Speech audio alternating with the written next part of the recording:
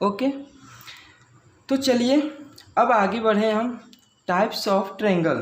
Types of triangle के बारे में देखें कि टाइप्स ऑफ ट्रायंगल क्या कितने प्रकार के होते हैं। तो बेसिकली हम जानते हैं कि ट्रायंगल के जो टाइप्स होते हैं हम दो तरीके से देखते हैं। एक तो फर्स्ट देखते हैं हम बेस्ड ऑन साइड, यानी कि साइड के अकॉर्डिंग ट्रायंगल कितने प्रकार के होते हैं। और सेकंड देखेंगे हम कि बेस्ड ऑन एंगल, यानी कि कोणों के आधार पर क्या त्रिभुज कितने प्रकार के होते हैं। तो चलिए इन चीज़ों को देख लें हम। तो अगली जो हेडिंग है हमारी क्या है,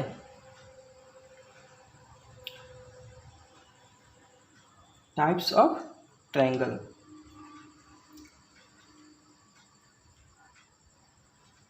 types of triangle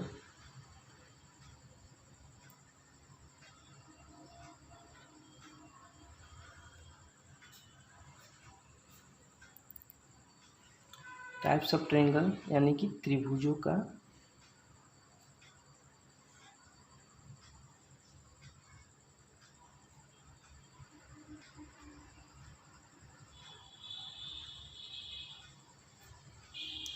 types of triangle यानी कि त्रिभुजों का प्रकार। चलिए तो हम बात करेंगे इसको दो तरह से। एक तो हम बात करेंगे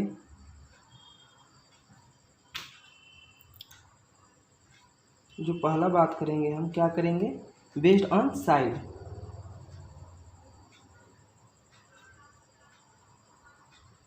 बेस्ड ऑन साइड यानी कि साइड के अकॉर्डिंग, यानी कि भुजा के आधार पर त्रिभुज के कितने प्रकार होते हैं। और जो नेक्स्ट है मेरा वो हो जाएगा बेस्ड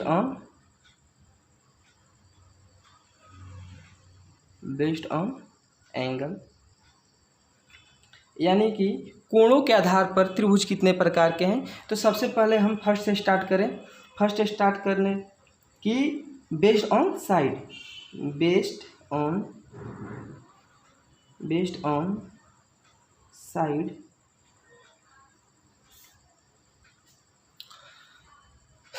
देखिए, अगर हम बेस्ड ऑन साइड के अकॉर्डिंग देखें तो त्रिभुज तीन प्रकार के होते हैं, 3 टाइप्स होते हैं।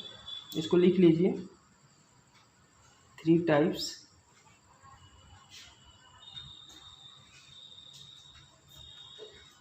ओके, कौन कौन सी होती है तो देखिए, फर्स्ट होती है आपका इक्वालेटरल ट्रायंगल। आप सभी जानते भी होंगे इक्वालेटरल ट्रायंगल क्या होती हैं। तो चलिए इक्वालेटरल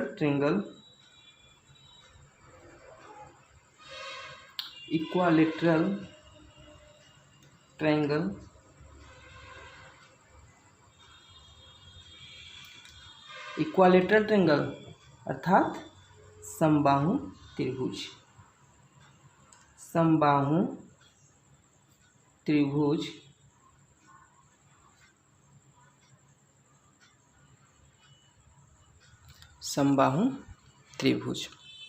अब बात करें इक्वालेटरल ट्रायंगल क्या होती है।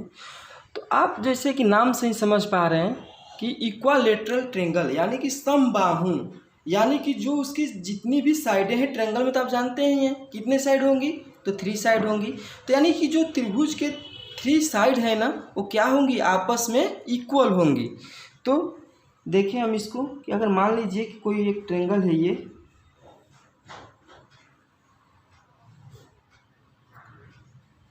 ए बी और सी, ए बी और सी है। हम कह रहे हैं कि इक्वालेटरल ट्रायंगल है, समबाहु त्रिभुज है। तो इसके क्या होंगे, 3 साइड, यानी जो तीनों साइड हैं वो क्या होंगे, आपस में इक्वल होंगे। मान लीजिए ये और ये क्या होंगे, आपस में इक्वल होंगे। क्या, कैसे, देखिए आप लिख सकते हैं कि ए बी, जो साइड ए बी है क्या है, इक्वल होगा साइड किसके, बी सी के, इक्वल होगा साइड ए सी के। ये चीज़ें हैं। ओके, कि जो इक्वालेटरल ट्रायंगल जो होती है हमारी समबाहु त्रिभुज, वो वैसे त्रिभुज होते हैं जिसके तीनों साइड क्या हो, आपस में बराबर हो। देखिए ए बी की जो वैल्यू है वो भी वही वैल्यू बी सी की भी है, वही वैल्यू ए सी की भी है। तो हम कह सकते हैं कि A B equal B C equal क्या, ए सी। जैसे मान लीजिए कि आपको एग्जाम्पल में कोई एक क्वेश्चन जैसे देख लीजिए कि जैसे आपका कह रहा है क्वेश्चन में कि ये एक इक्वालेटरल ट्रेंगल है। मान लीजिए कोई ट्रेंगल छोटा बना कर दे दिया आपको और कहे कि ये इक्वालेटरल ट्रेंगल है इसी और इसकी वैल्यू है 4 और तो बताइए कि ए बी और बी सी की वैल्यू कितनी होगी। तो आप जानते हैं नॉर्मली क्या कर लेंगे, सिंपल सी बात कि जब इक्वालेटरल ट्रेंगल है तो अगर इसकी वैल्यू 4 है तो भैया इसकी भी वैल्यू 4 होगी और इसकी भी वैल्यू 4 होगी। इसमें कई तरह के क्वेश्चन आते हैं। अभी तो हम केवल आपको बेस बता रहे हैं इसका, कि बेसिक समझा रहे हैं कि ये ऐसी चीज़ें होती हैं। हर एक टॉपिक के ऊपर हर एक क्वेश्चन करेंगे, इसमें कोई दो राय नहीं है कि क्वेश्चन हम लोग नहीं समझेंगे या क्वेश्चन के बारे में नहीं जानेंगे। हर एक क्वेश्चन को हम समझते चलेंगे, लेकिन उससे पहले हम ये सब बेसिक थोड़ा सा देख लें क्योंकि आगे जो क्वेश्चन में प्रॉब्लम ना हो हमको समझने में। ओके, तो फर्स्ट था इक्वालेटरल ट्रेंगल। अब हमारा है सेकेंड। क्या सेकेंड की अगर बात करेंगे, मेरा सेकेंड है आइसोस्केलस ट्रेंगल। जो मेरा सेकेंड है वो क्या है, आइसोस्केलस ट्रेंगल। तो सेकेंड की बात करें,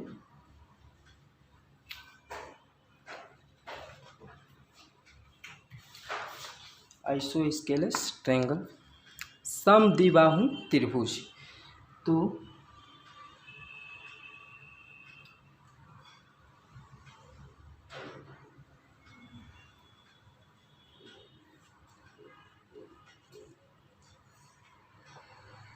आइसोस्केलस ट्रेंगल यानी कि समद्विबाहु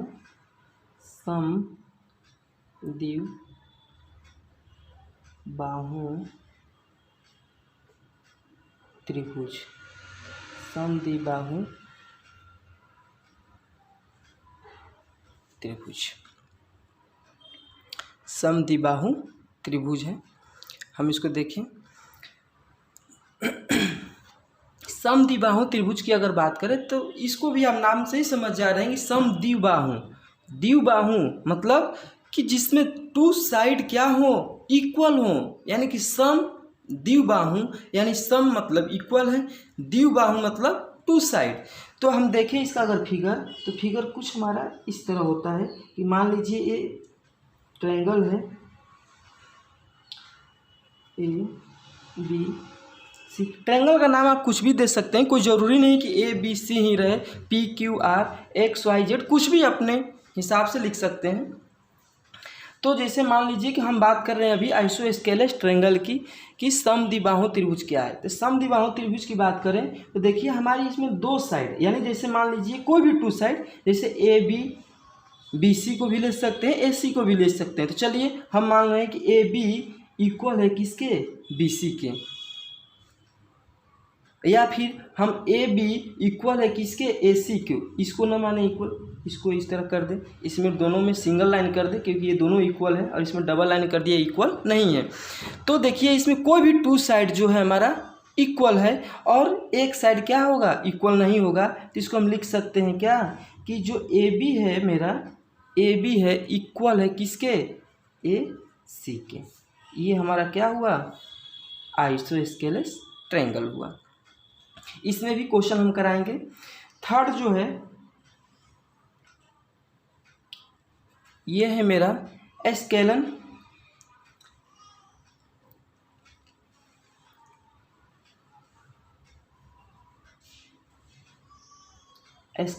ट्रायंगल।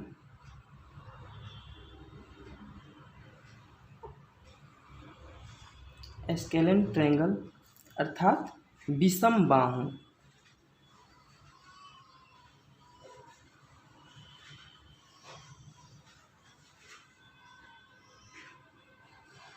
विषम बाहु त्रिभुज। चलिए इसको देखें, विषम बाहु त्रिभुज। आप समझ ही रहे हो, विषम बाहु, विषम यानी कि सम नहीं है, इक्वल नहीं है, जो भी उसके साइड हैं वो इक्वल नहीं होंगे, तो उसको क्या कहेंगे हम, स्केलेन ट्रेंगल, यानी कि अगर एक ट्रेंगल है उसमें तीनों साइड डिफरेंट है, यानी कि एक की वैल्यू 3 है, दूसरी की वैल्यू 4 है, तीसरी की वैल्यू 5 है, और हम ये पूछे कि ये कौन सी ट्रेंगल हो सकती है, तो आप निश्चिंत होकर के आप ये बता सकते हैं कि ये स्केलेन ट्रेंगल है। क्यों? क्योंकि इसकी जो तीनों साइड है डिफरेंट है, कोई भी साइड इक्वल नहीं है। अगर तीनों साइड इक्वल होती तो हमारी क्या हो जाती, इक्वालेटरल हो जाती। अगर 2 साइड इक्वल हो जाती तो आइसोस्केलेस हो जाती, और तीनों साइड डिफरेंट है, इसलिए ये हमारा स्केलेन ट्रेंगल है। जैसे मान लीजिए कि इसकी बात करें अगर हम, तो कोई एक त्रिभुज ले लीजिए, चलिए, और आज हम इस त्रिभुज का नाम चेंज करेंगे। अभी तक हम ABC लिख रहे थे, लेकिन अब नहीं लिखेंगे, अब क्या लिखेंगे, P, Q और R। ये कुछ नया त्रिभुज है। चलिए, तो P, Q, R ये हमारा त्रिभुज है, और भी स्केलेन त्रिभुज ट्रेंगल बना रहे हैं हम। तो हम इसको क्या करेंगे, कोई भी साइड इक्वल नहीं करेंगे, तीनों साइड डिफरेंट करेंगे। जैसे हम इसको लिख सकते हैं कि हम जो पी क्यू है नॉट इक्वल है किसके, क्यू आर के, और ये नॉट इक्वल है पी आर के। यानी कि जो भी है ना, ये जो भी साइड हमारे तीनों साइड है वो आपस में कभी भी इक्वल नहीं होंगी, तो उसको हम क्या कहेंगे, स्केलेन ट्रेंगल कहेंगे। ये तो रही हमारी बेस्ड ऑन साइड के अकॉर्डिंग, कि बेस्ड ऑन साइड के अकॉर्डिंग ट्रेंगल हमारी कितने प्रकार की होती है। अब हम बात करेंगे सेकेंड, और वो बात करेंगे हम बेस्ड ऑन एंगल के अकॉर्डिंग, कि एंगल के अकॉर्डिंग ट्रेंगल कितने प्रकार के होते हैं। चलिए आइए अब इसको समझिए। तो जो सेकेंड है मेरा, वो है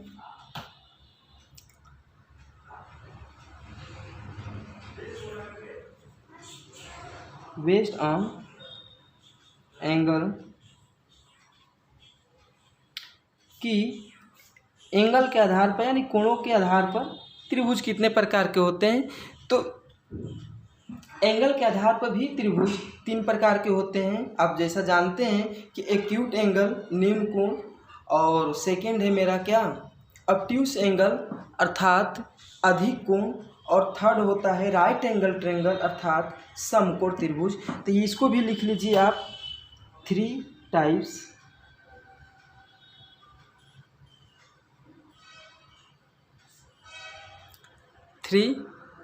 टाइप्स, अब इसको हम समझें।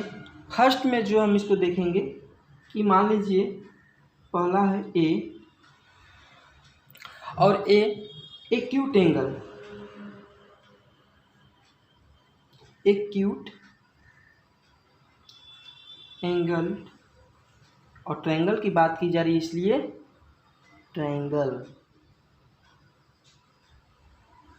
एक्यूट एंगल ट्रायंगल, यानी कि न्यून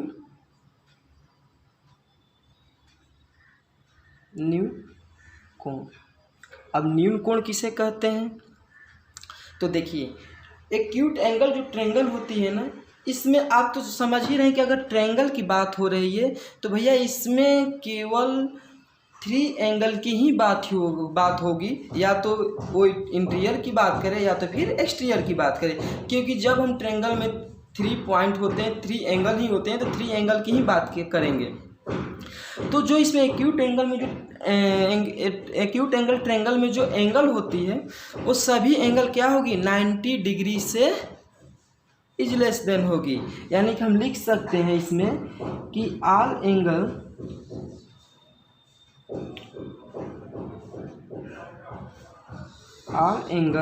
इज लेस देन क्या, 90 degree. All angle is less than 90 degree, यानी कि अगर त्रिभुज में सभी एंगल 90 डिग्री से क्या है, कम है, तो उसको हम कहेंगे कि यह एक एक्यूट एंगल ट्रायंगल है, अर्थात कि यह एक न्यून कोण है, न्यून कोण त्रिभुज है। चलिए अब इसको फिगर के बारे में देख लें। इसके फिगर अब देखिए, अगर इसके फिगर की बात करें तो मान लीजिए कि कोई हमारा एक ट्रायंगल है,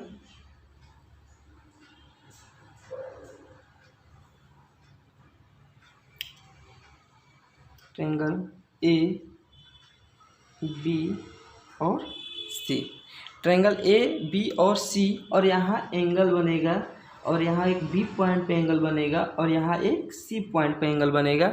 अब जैसा कि हमको बनाना है कौन सी, एक्यूट एंगल ट्रायंगल बनाना है, तो हम जानते हैं कि इन जो तीनों एंगल है ना, इसका मान क्या हमको रखनी है, 90 डिग्री से कम रखना है, और वैसा रखना है कि जिसका तीनों सम करने पर कितना हो जाए, 180 हो जाए।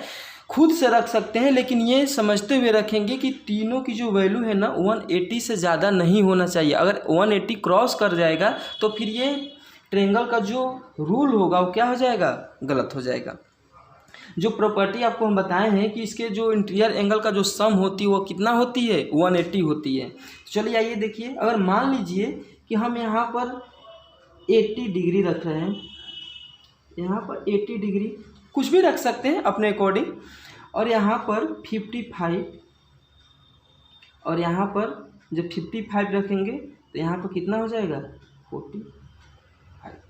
देखिए ये भी 90 डिग्री से कम है, ये भी 90 डिग्री से कम है, और ये भी 90 डिग्री से मेरा कम है, इसलिए ये जो हमारा हुआ क्या हुआ, एक्यूट एंगल हुआ। ओके, इतना समझे आप? अगर इतना समझ में आ गया तो चलिए अब नेक्स्ट बात करें कौन से एंगल, तो जो बी है मेरा ऑब्ट्यूस एंगल ट्रायंगल।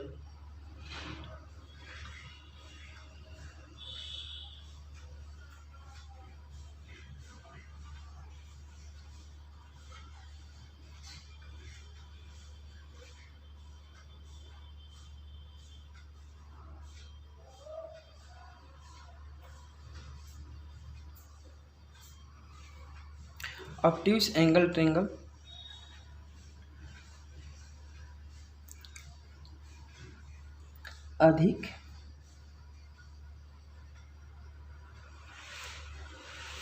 अधिक कोण, अधिक कोण। ओके, तो अधिक कोण की अगर ऑब्ट्यूस एंगल की बात करेंगे तो ऑब्ट्यूस एंगल में देखिए सबसे खास बात ये होती है कि जो उसमें एक एंगल होगी वो क्या होगी, 90 डिग्री से इज ग्रेटर देन होगी। यानी कि जो उसमें एक एंगल होगी हमारा ट्रायंगल में, वो अगर 90 डिग्री से क्या है, इज ग्रेटर देन है, तो हमारा क्या हो जाएगा, ऑब्ट्यूस एंगल हो जाएगा। 90 डिग्री से इज ग्रेटर देन मतलब कि 100 हो जाए, 120 हो जाए, या कुछ भी हो सकता है, बस 90 डिग्री से इज ग्रेटर देन होना चाहिए। तो देखिए अगर इसके लिखे, अगर इसको तो हम लिख सकते हैं क्या, कि वन एंगल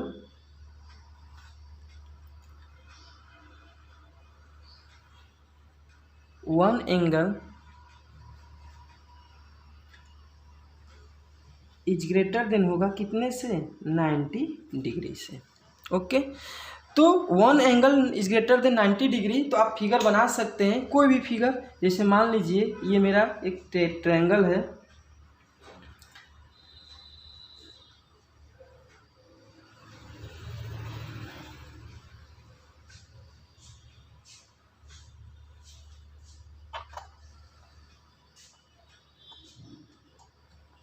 ये मेरा एक ट्रायंगल है, ट्रायंगल पॉइंट ए बी और सी। यहाँ एक एंगल बनेगा, एक एंगल यहाँ बनेगा और एक एंगल यहाँ बनेगा। कोई भी एक जो एंगल होगा हमको क्या करना है, 90 डिग्री से इज ग्रेटर देन करना है। तो हम मान लें ये जो मेरा एंगल है, अगर यहाँ पर देखिए, अगर एक बात आप समझिए, तो हम इसको 120 मान सकते हैं। बताइए मान सकते हैं कि नहीं, मान सकते हैं। इसको हम कह सकते हैं कि 120 हो सकता है। क्यों? क्योंकि देखिए थोड़ी सी अगर बात करें तो अगर हम 90 डिग्री की बात करें तो देखिए अगर 90 डिग्री कुछ इस तरह से सीधे आएगा, मान लीजिए थोड़ा सा इधर सीधा होगा, और जब सीधा होगा तो इधर इस साइड है ना, यानी 90 डिग्री से इज ग्रेटर देन है, तो हम मान लें 120 है। तो अगर ये 120 हो गया, अगर हम इसको मान लें कितना, 40, इसको 40 मान सकते हैं। कितना हो गया मेरे पास सर, 120 और 40 बताइए, 160 हुआ। और हम जानते हैं कि त्रिभुज के अंदर जो भी एंगल बनेगी वो कितना बनेगी, उनका सम होना चाहिए 180। तो इसको हम कह सकते हैं कि ये बनेगा मेरा 70। कुछ भी हो सकता है, बस आप समझिए कि ऐसा होता है। अगर आपको बनाना है तो कंपास और उसका यूज करके आप स्केल के यूज करके फिर बनाइए फिगर। तो ये मेरा क्या होता है, ऑब्ट्यूस एंगल के अंतर्गत आता है। ऑब्ट्यूस एंगल यानी कि ए जो वन एंगल होगा 90 डिग्री से ग्रेटर देन होगा, और ये मेरा ऑब्ट्यूस एंगल का कुछ फिगर इस तरह बनता है। हम नेक्स्ट बात करें अगर, तो नेक्स्ट है मेरा सी। अगर सी की बात करें तो वो है मेरा राइट एंगल ट्रायंगल।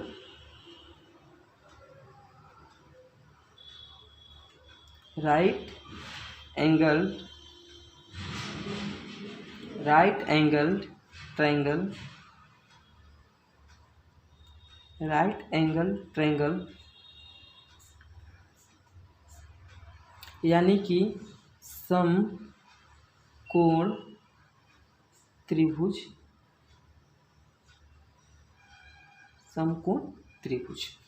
समकोण त्रिभुज आप जानते हैं कि समकोण त्रिभुज किसे कहते हैं, जिसमें एक 90 डिग्री का एंगल हो। तो इसको हम लिख सकते हैं वन एंगल कितना इक्वल होगा 90 डिग्री का, वन एंगल इक्वल 90 डिग्री का। अब इसके फिगर की अगर हम बात करें तो इसको फिगर देख लीजिए। इसका फिगर कुछ इस तरह बनता है।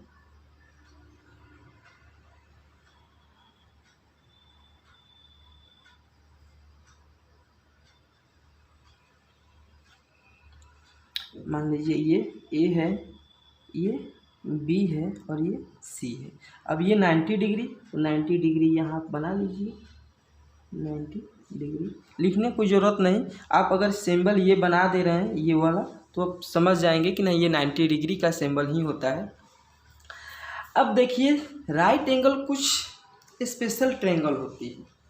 जो राइट एंगल ट्रायंगल होती है इसलिए स्पेशल होती है क्योंकि जो हमारा पाइथागोरस थ्योरम होता है, जो पाइथागोरस मेरा थ्योरम होता है वो के मात्र केवल राइट एंगल ट्रायंगल पर ही फॉलो होता है। अन्यथा जो हम इसे पहले देखे एक्यूट एंगल ट्रायंगल या ऑब्ट्यूस एंगल ट्रायंगल, इन दोनों पर जो पाइथागोरस थ्योरम होगा वो क्या होगा, फॉलो नहीं होगा। सिर्फ और सिर्फ किस पर फॉलो होगा, केवल मात्र हमारा यही एक ऐसा ट्रायंगल है जिस पर कि पाइथागोरस थ्योरम काम करता है। इसलिए इसको थोड़ा सा डिटेल में जान लें कि ये तो राइट एंगल ट्रायंगल है, और राइट एंगल ट्रायंगल में क्या कैसे होता है। पाइथागोरस थ्योरम तो हम लास्ट में बेसिकली पढ़ेंगे ही, बहुत ही डिटेल में पढ़ेंगे, उस पर बहुत तरह के आपको क्वेश्चन करवाएंगे, बहुत तरह के रिवीजन करवाएंगे, तो आप उसके लिए निश्चिंत रहिए। लेकिन अगर राइट एंगल ट्रायंगल की अगर यहाँ बात की गई है तो थोड़ा सा हम पाइथागोरस प्रमेय को भी देख लें एक स्टेप। तो देखिए अगर हम पाइथागोरस प्रमेय को देखें तो इसमें सबसे पहली बात कि आप यहाँ एक राइट एंगल ट्रायंगल बनाइए। आप कुछ समझ लीजिए इसके बारे में कि अगर मान लीजिए कि यहाँ एक हमारा राइट एंगल ट्रायंगल है, ये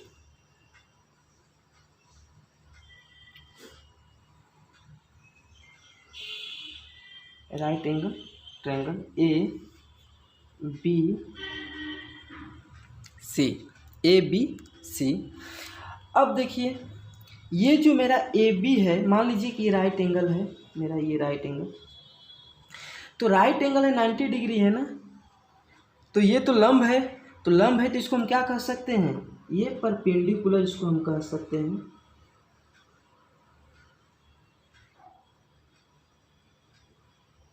यानी कि लंब, परपेंडिकुलर यानी कि लंब कह सकते हैं। ये 90 डिग्री के सामने वाली जो एंगल होती है ना, या ये कहीं कि जो ट्रायंगल में जो राइट एंगल ट्रायंगल में जो सबसे बड़ी जो साइड होती है, जो सबसे बड़ी साइड होती है उसको क्या कहते हैं हम, हाइपोटेनस यानी कि इसको हम कहते हैं कर्ण। और एंगल जिस साइड पर बनी रहती है उसको क्या कहते हैं, इसको कहेंगे हम बेस बेस अर्थात आधार, बेस अर्थात आधार। देखिए हम राइट एंगल ट्रायंगल की बात किए तो राइट एंगल ट्रायंगल में हम पाइथागोरस का यूज करेंगे। अब उसके लिए हमको ये जानकारी होनी चाहिए कि ये हमारे जो राइट एंगल ट्रायंगल में जो सबसे बड़ी भुजा होती है वो उसको क्या कहते हैं, हाइपोटेनस कहते हैं, यानी कर्ण कहते हैं। उसके बाद ये जो साइड होती है हमारी, ये परपेंडिकुलर होती है क्योंकि लंब है, और ये जो साइड होती है हमारी जिस पर एंगल बनी हुई होती है या एंगल टिकी हुई होती है, देखिए इस साइड की बात अगर करें, इस साइड पर ये एंगल क्या है हमारी टिकी है, तो इसको हम करेंगे बेस यानी कि आधार। यही बेस है, अगर इस बेस को हटा दिया जाए तो ये ट्रायंगल वो एंगल क्या होगा, नीचे की तरफ गिर जाएगा। इसलिए इसको हम क्या कहेंगे, बेस। यानी कि जिस साइड पर एंगल बनाई जाती है वो क्या होती है, उस एंगल का या उस एंगल का हम आधार या बेस कह सकते हैं। चलिए तो हम बात करें थोड़ा सा पाइथागोरस थ्योरम का। देखिए थोड़ा सा देख ले पाइथागोरस थ्योरम, क्योंकि अगर राइट एंगल ट्रायंगल की बात की गई है, अब बिना पाइथागोरस थ्योरम को देखे अगर हम आगे बढ़ जाएं सरासर ये गलत बात होगा। इसलिए आप चलिए आराम से एक चीज़ आप देख लीजिए, उसके बाद फिर हम नेक्स्ट टॉपिक की तरफ बढ़ेंगे। तो पाइथागोरस थ्योरम देखिए, अगर बात करें पाइथागोरस थ्योरम की, तो पाइथागोरस थ्योरम हमारा क्या होता है। पाइथागोरस अगर थ्योरम की बात करें तो पाइथागोरस थ्योरम हमारा क्या होता है, देखिए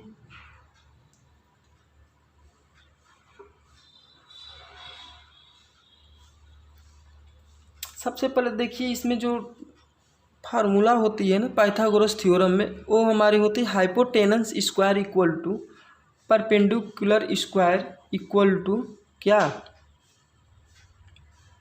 आधार का यानी कि बेस का स्क्वायर होती है। तो चलिए हम देखें पाइथागोरस थ्योरम।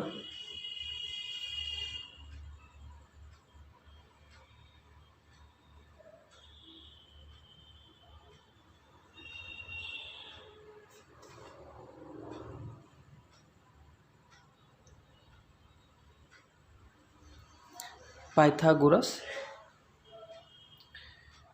थ्योरम अगर हम इसका बात करें, देखिए आप जानते हैं कि ये हाइपोटेनस कर्ण है, ये बेस आधार है, परपेंडिकुलर लंब है। तो इसका जो फार्मूला होती है ना स्टूडेंट, वो होती है हमारी एच यानी हाइपोटेनस, यानी कि एच का जो स्क्वायर होगा ना, जो एच का स्क्वायर होगा यानी कि हम कह सकते हैं इसको कर्ण। तो जो एच का स्क्वायर होगा क्या होगा, वो होगा हमारा जो ये जो साइड का जो स्क्वायर होगा वो होगा हमारा क्या, इन दोनों साइडों का स्क्वायर करके प्लस करने पर इक्वल होता है, यानी कि परपेंडिकुलर यानी कि पी का स्क्वायर प्लस में बी का स्क्वायर। ओके, तो अगर मान लीजिए ये तो मेरा एक फार्मूला होती है, आपको पहले ही हम बोले हैं कि आप कोई भी चीज़ रटिएगा मत, आप समझिए, आप समझते हुए पढ़िए। तो देखिए एच का स्क्वायर इक्वल में पी स्क्वायर प्लस बी, यानी कि हाइपोटेनस का जो स्क्वायर होता है ना स्टूडेंट्स, वो पी का स्क्वायर प्लस में बी का स्क्वायर के वैल्यू के बराबर होती है। अगर हम बात करें थोड़ी से कि अगर मान लीजिए कि पी का यानी कि परपेंडिकुलर का स्क्वायर का जो वैल्यू होगी वो क्या होगी, तो आप कह सकते हैं,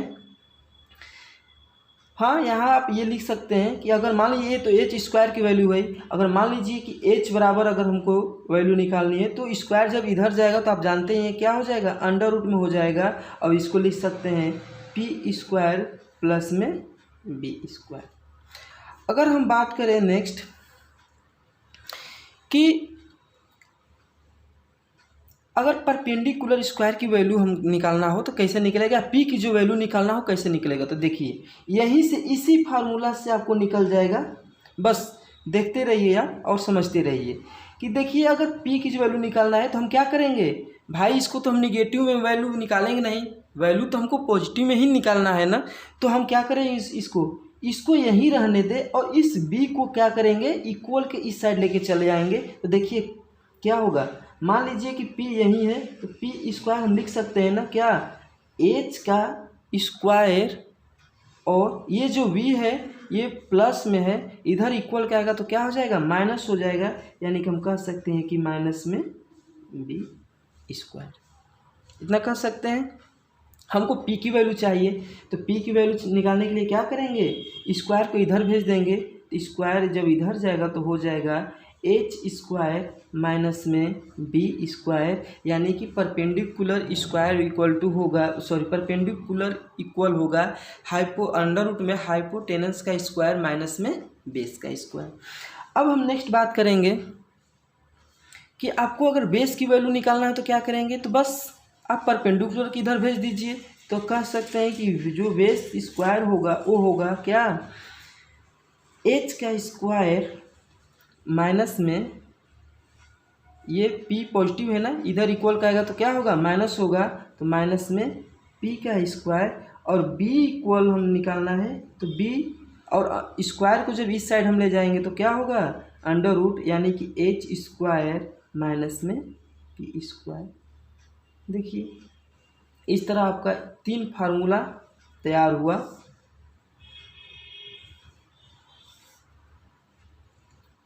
ओके, देखिए पाइथागोरस थ्योरम का ये 3 फार्मूला सबसे इम्पोर्टेंट फार्मूला होती है। ज्योमेट्री और मेंसुरेशन इन दो चीज़ों में ये बहुत यूज होता है, या फिर हाइट एंड डिस्टेंस का चैप्टर हो या ट्रिगो का भी चैप्टर में कहीं कहीं यूज होता है।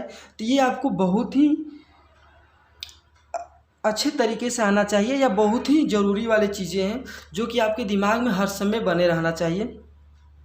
कि पाइथागोरस थ्योरम आप राइट एंगल ट्रायंगल भी देख लिए थे कि राइट एंगल ट्रायंगल ये है, पाइथागोरस थ्योरम आप देख ही लिए कि कैसे निकाला जाता है, तो ये सब चीज़ें आपको याद होनी चाहिए।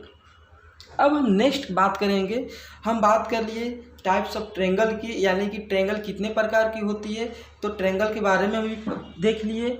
अब हम नेक्स्ट जो बात करने वाले हैं, सबसे इम्पोर्टेंट बात अब हमारी आने वाली है धीरे धीरे। अब हम धीरे धीरे आगे की तरफ बढ़ रहे हैं। हालांकि देखिए जो बात हम करने जा रहे हैं वो नेक्स्ट हमारा कॉन्ग्रुएंसी ऑफ ट्रायंगल और सिमिलरिटी ऑफ ट्रायंगल है। ये सबसे इम्पोर्टेंट टॉपिक माना जाता है, क्योंकि एग्ज़ाम में जो क्वेश्चन पुट होते हैं वो यहीं से क्वेश्चन लाए जाते हैं। क्योंकि बहुत सारे स्टूडेंटों का जो एक कन्फ्यूजन होता है हमारा कॉन्ग्रुएंसी ऑफ किसकी सिमिलरिटी की, ये कन्फ्यूजन बहुत ज़्यादा रहता है। बहुत ऐसे स्टूडेंट हैं जो कि ये पूरी की पूरी ट्रायंगल पढ़ लेते हैं लेकिन उनकी कन्फ्यूजन दूर नहीं होती है। लेकिन चलिए हम आपको बताएंगे एक एक चीज़ को, स्टेप को हम अच्छे तरह से समझा के आपको बताएंगे कि ये कैसे बनाए, जो सिमिलरिटी कैसे होती है या कॉन्ग्रुएंसी कैसे होती है, तो हम इसके अगले पार्ट्स में देखेंगे। तो अभी तक जो हम पढ़े उसको हम देखिए इंट्रो में पढ़े कि ट्रायंगल क्या था, ट्रायंगल के प्रकार कितने प्रकार के होते हैं, तो इन सब चीज़ों को हम आज पढ़ें और इसको अच्छे से आप रिवीजन भी कर लीजिएगा। सबसे पहले हम देखे थे कि देखिए ट्रायंगल क्या होती है, तो what is triangle, property of triangle, इन सब चीज़ों को आज हम यहाँ तक यानी कि टाइप्स ऑफ ट्रायंगल तक तो हम आज पढ़ लिए हैं। लेकिन जो हम नेक्स्ट क्लास में पढ़ने वाले हैं वो क्या पढ़ेंगे, सिमिलरिटी ऑफ ट्रायंगल और कॉन्ग्रुएंसी ऑफ ट्रायंगल, यानी कि त्रिभुजों की समरूप और त्रिभुजों का सर्वसमता जो होती है उसके बारे में पढ़ेंगे और इसको अच्छे से पढ़ेंगे इसलिए। और उसके बाद फिर पाइथागोरस थ्योरम के बारे में हम बताएंगे, पाइथागोरस थ्योरम को और डिटेल से बताएंगे। अभी तो हम केवल आपको फार्मूला बताए हैं 3 फार्मूला, लेकिन पाइथागोरस थ्योरम बहुत अथाह उसके अंदर में चीज़ें हैं, उसको जानने की कोशिश करेंगे, उसको समझेंगे। तो हम देखिए ट्रायंगल क्या होती है, तो 3 साइड, ये सब आप पढ़ें, 3 साइड होती है, 3 एंगल होती है। सेकंड प्रॉपर्टी में सम ऑफ इंटीरियर एंगल होती है जिसकी वैल्यू 180 होती है। अगर सम ऑफ एक्सटीरियर एंगल की वैल्यू अगर पूछा जाए तो 360 होती है। इस तरह फिर हम आगे बढ़े थे कि टाइप्स ऑफ ट्रायंगल कितने प्रकार के होते हैं, तो सब ये चीज़ें देखिए आप, base on side, base on angle, 2 तरीके से हम फाइंड किए हैं। तो सब चीज़ों को आप रिवीजन अच्छे से कर लीजिएगा। फिर नेक्स्ट क्लास में हम बात करेंगे किसके, सिमिलरिटी ऑफ ट्रायंगल और कॉन्ग्रुएंसी ऑफ ट्रायंगल के लिए। Thank you. आप अच्छे से रिवीजन करिए, अच्छे से पढ़िए। ओके।